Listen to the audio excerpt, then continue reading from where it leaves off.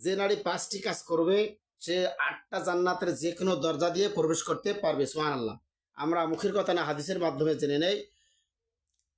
আন আনাস রাদিয়াল্লাহু তাআলা আনহু ক্বালা ক্বালা রাসূলুল্লাহ সাল্লাল্লাহু আলাইহি ওয়াসাল্লাম আল মারআতু ইযা সাল্লাত খামসাহা ওয়া সামাত শাহরাহা ওয়া আহসানাত ফারজাহা ওয়া আতাআত বালাহা ফালতাদখুল মিন আইয়ুবি মিন আবওয়াবিল জান্নাতি শাআত।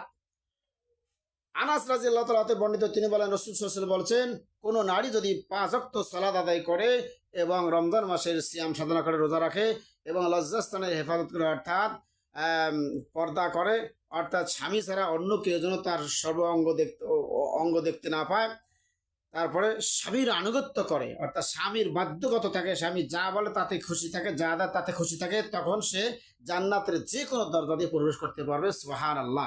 অত্র হাদিসটি সহিহ ইবন 3254, আল মুজামুল আওয়াত 4598, মিশকাত 3254 নম্বর হাদিস।